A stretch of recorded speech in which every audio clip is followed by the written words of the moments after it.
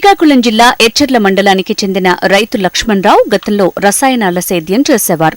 సంప్రదాయ పంటలను అవగాహన లోపంతో విచ్చలవిడిగా రసాయన ఎరువులు వినియోగించి పండించేవారు. అయితే ఈ సేద్యంలో ఖర్చులు పెరుగుతున్నాయే గాని గిట్టుబాటు కాకపోవడంతో రసాయనాలకు ప్రత్యామ్నాయంగా ప్రకృతి విధానాలను అనుసరించడం మొదలుపెట్టారు. తనకున్న ఎకరం విస్తీర్ణంలో బెండ ప్రధాన పంటగా అంతర పంటలుగా కాకర, కొత్తిమీర, టమాటా పంటలు పండిస్తూ ప్రస్తుతం సేద్యంలో రాణిస్తున్నారు. ప్రకృతి వ్యవసాయానికి అవసరమైన ప్రకృతి ఎరువులను తానే తయారు చేసుకోవటం నేర్చుకున్నారు లక్ష్మణరావు. ఘన జీవామృతం, పంచగవ్య, నీమాస్త్రం, దశపర్ణి కషాయం, బీజామృతాలను వీరే తయారు చేసుకుంటూ పంటల సాగులో సమయానుకూలంగా వినియోగిస్తున్నారు.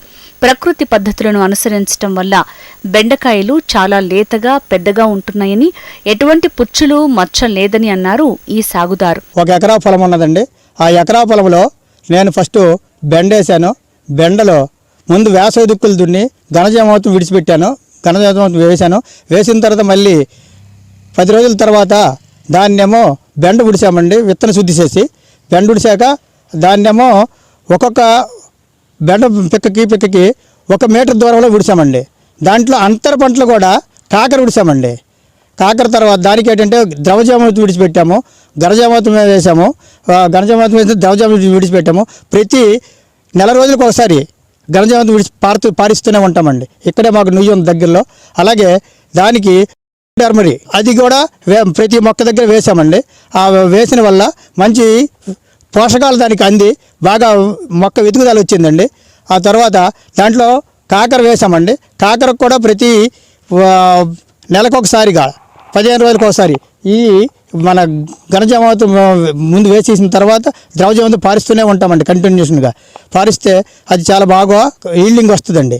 అలాగే మేము ఇక్కడే పండించిన పంటలలో దూరం పట్టుకెళ్ళవసరం లేదండి. దగ్గరలో మాకు శ్రీకాకుళము 4 కిలోమీటర్ల దూరం అండి. మేము మార్కెట్లోకి తీసుకెళ్ళామంటే ప్రకృతి వ్యవసాయం తాలూకు చేసిన కూరగాయలంటే ఇమీడియట్లీ మా దగ్గర కొంటారండి. బెండకాయ చాలా పెద్ద పొడుగు వస్తుందండి. ఒక బెండకాయ చూస్తే చాలా సున్నితంగా నీట్గా చాలా బాగా కనిపిస్తుంది. దానికి పెట్టుబడి మాకు చాలా తక్కువ అయిందండి. ఎక్కువ దిగుబడి వస్తూ ఎక్కువ రేటుకి వెళ్తుందండి. ఈరోజు మార్కెట్లో 50 రూపాయలు ఉంది కిలో. మాకు దానికి పెట్టుబడి అయితే మాకు ఎట్లేదండి. మా చుట్టుపక్కల ఉన్నటువంటి ఈ ఆకులు అలములతోనే మేము మేము కషాయాలు తయారు చేసుకొని మా సొంత ఇండివిజువల్గా కషాయాలు చేసుకొని ఇక్కడ కొట్టుకుంటామండి వాటికి. అదేవిధంగా